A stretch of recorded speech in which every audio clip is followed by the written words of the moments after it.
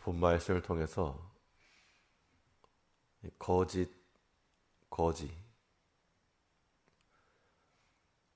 거지라는 제목으로 하나님의 말씀 증거하겠습니다. 전에 일본에 있을 때 들었던 말 가운데 하나가, 여기서는 이사 많이 하고 외식 많이 하면 거지 된다, 그런 말을 들은 적이 있습니다. 우리나라처럼 전세 이런 게 없으니까 월세 내고, 또 그 월세만 내는 게 아니고 이사할 때는 이 보증금에다가 이 주인에게 감사하는 마음을 담아 그런 의미로 또 주는 게 있습니다. 처음에는 그런 게 이해가 되지 않았는데, 아무튼 그러다 보니까 이사를 하게 되면 그런 비용들이 많이 들게 돼서 그런 말이 나온 것 같습니다. 손해를 야기하는 것들이 반복이 되면 손해가 적립이 되고 쌓이기 때문에 거기서 많은 손실이 발생하는 겁니다. 우리 신앙적 측면에서는 거짓을 행하면 거지된다, 이러한 분명한 인식을 가지고 이 거짓을 버리기 힘쓰는 우리가 되어야 됩니다. 이 거짓이라고 하는 것이 어떠한 손해를 야기하길래 우리에게 손해인가? 이 본 말씀을 통해 살펴보시면, 먼저 이 거짓이라고 하는 것은 진실을 상실하게 만듭니다. 성도에게 있어서 가장 중요한 것은 진실이죠. 가장 중요한 것을 잃게 만들기 때문에 이 거짓된 행실과 말이 우리 영혼을 피폐하게 만드는 겁니다. 없게 만드는 겁니다. 사람에게 있어서 집이 중요하다, 그런데 이 집문서가 날아갔다, 그 안에 어떤 장식장이 있건 값진 가구가 있건 아무 소용없습니다. 우리 성도들에게 있어서도 이 진실된 마음이 날아가 버리면 그에게 있는 모든 종교적 행위는 마치 가인의 제사와 같이 하나 앞에 연락되지 않을 겁니다. 그래서 진실한 자들은, 그 마음에 신실함을 갖는 자들은 이 거짓된 말과 행실에 있어서 주의하고 버리는 겁니다. 오늘 본문 5절에서 신실한 증인은 거짓말을 아니하여도, 왜 신실한 자들은 왜 거짓을 안 할까? 이 진실과 거짓이라고 하는 것은 마치 빛과 어둠 같아서 동시에 존재하지 않습니다. 또 성경이 말하는 바, 거짓의 아비를 가리켜 마귀라 했으므로 우리가 거짓을 행할 때마다 마귀 따라가는 겁니다. 그러면 하나님의 자녀들로서 이 마귀 자식의 행위를 행한다는 것이, 이건 불일치인 겁니다. 그러므로 이 거짓된 것을 행할 때마다 하나님께로부터 쫓겨나는 것이요, 마치 아담과 하와가 에덴을 상실한 것처럼 하나님 은혜를 다 상실하는 겁니다.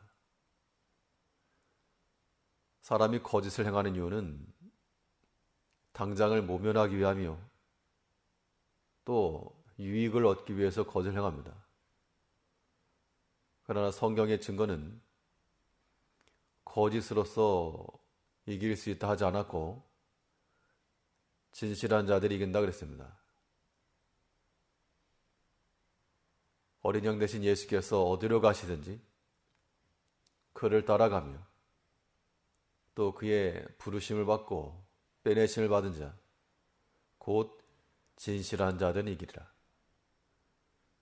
그러므로 우리의 거짓된 것을 통해서 얻으려 하는 이런 전략은 버리고 언제나 진실하여 하나님이 주시는 그런 전리품을 취함으로 우리가 부유해지는 겁니다. 풍성함이 거기 있습니다.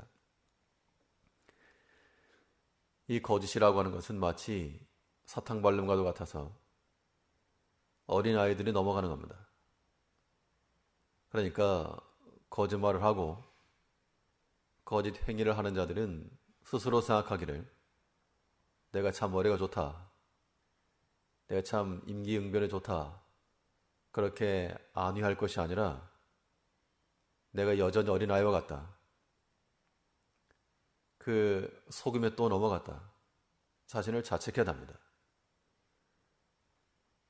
신실한 자들은 거짓말을 아니하여도 우리 마음속에는 변명과 핑계와 자기 합리화에 의한 그런 거짓된 말 행실이 나오지 않도록 항상 주의하셔야 됩니다.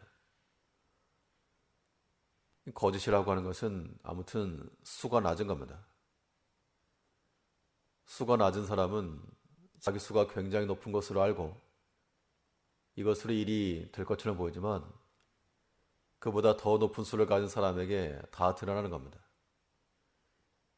우리 성도들에게 있어서 가장 중요한 수는 진실의 한 수에 있음을 알고 거짓이 이기는 것처럼 보여도 그렇지 않다는 겁니다. 뉴스에서 나오는 모든 사건, 사고들이 다 거짓된 것이고 그것이 드러나기 위한 것들인데 우리 성도들은 마음속에서 아무튼 이 거짓을 버리는 거짓의 아비가 마귀라고 그랬으니까 마귀를 버리는 그 일이 우선되어야 됩니다. 이기선 목사님이 계셨다고 하는데 그 목사님께서 하시는 말씀이 성도의 제일 되는 목적은 가장 중요한 것은 진실함에 있다. 두 번째 중요한 것도 진실함에 있다. 세 번째 중요한 것도 진실함에 있다. 라고 말씀했다고 하는데 이제 우리가 이러한 신앙 고백을 같이 품고 우리가 거짓말 한 번 하고 안 하고의 문제가 아니고 이건 마귀의 자존 노릇했다. 자식 노릇했다. 이것이 우리가 크게 여겨져야 됩니다. 사람이 불완전해서 때로는 약함이 있어서 순간적으로 그런 거짓의 미혹을 받을지라도 우리는 당장에도 이렇게 회개하며 우리의 부족함, 연약함을 통찰하고 하나 앞에 힘을 구해야 됩니다. 진실함이 이긴다 하였고 또 그 진실함이 우리를 부욕해 한다라고 하는 그 생각을 가지고 거짓을 버리며 우리를 피폐케 하는 그런 거짓은 배척할 수 있는 우리가 되어야 됩니다. 또 이 거짓이라고 하는 것이 어떠한 손해를 이야기하는가? 거짓은 밑 빠진 독과 같습니다. 그래서 이 하나님의 은혜를 배수하게 만들어버리기 때문에 이 거짓을 행할 때마다 마치 거지가 되는 것처럼 피폐해지는 겁니다. 우리는 다 하나님의 은혜로 사는 자들입니다. 하나님의 은혜가 쌓이고 독립이 되어서 오늘에까지 이르렀지 내 힘과 내 실력으로 산다 그렇게 말할 사람이 없을 겁니다.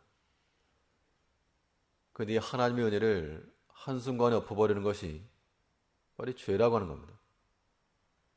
이 거짓이라고 하는 것은 그 죄 가운데서도 큰 죄죠. 그래서 신실한 자들은 거짓하지 않고 5절 말씀 보시면 신실한 증인은 거짓말을 아니하여도 거짓 증인은 거짓말을 뱉느니라. 이 거짓말을 쉽게 뱉어내는 자들은 하나님께서도 그 은혜의 자리에서 뱉어내시고 토해내실 겁니다. 이 거짓 증인의 이 거짓말을 가리켜서 특별히 뱉는다 라고 굳이 표현한 것은 이 거짓을 행하는 자들이 그 거짓증을 행함에 있어서 거리낌이 없고 그 다음에 생각함이 없고 아랑곳하지 않고 거짓증을 한다는 겁니다. 그런 자들에게 있어서는 하나님께서도 하나님께서 은혜를 주셨던 것들을 다 걷어내시고 다시 비게 만드는 겁니다. 이제 우리 마음속에서라도 지금 당장에 유익함이 없어질까 그런 거 두려워하지 말고 하나님 주신 더 큰 약속은 진실한 자가 이긴다 하였고 이 거짓된 말은 눈 깜짝일 동안만 있다 그랬습니다.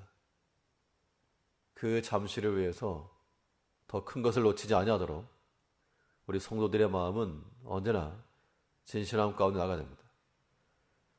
밑 빠진 독에 물을 부어봐야 헛된 수고입니다. 우리가 진실하지 않고 거짓된 삶을 살면서 그 안에 세상에 좋은 거 다 담으려 해봐야 뭐 쌓이긴 쌓이겠으나 하나님께서 툭 한번 차시면 다 쏟아질 거라고 하는 지극히 간단한 오이 진리를 깨달아야 됩니다. 그러므로 우리가 부하게 되는 길이 사람의 잔꾀에 있지 않고 하나님 앞에서의 그 진실함이 있는 줄 알아서 이 거짓된 말을 버리고 이 거짓증언, 거짓된 행실 아랑곳 없이 쉽게 툭 튀어나오는 그런 것들을 우리가 항상 삼가야 됩니다. 이제 우리는 하나님의 자녀인 만큼 언제나 진실하며 우리 입에서부터 나오는 것은 바른 말과 감사와 하나님을 향한 찬양만이 툭툭 튀어나오는 그런 삶을 살아가는 것이 지극히 마땅합니다. 거짓은 우리를 거지와 같이 만들고 진실함은 우리를 성도와 같이 부하게 만드는 것을 깨닫고 하나님께 주신 이 부유함의 길을 걸어가는 성도님들 되시길 바라겠습니다. 기도하겠습니다.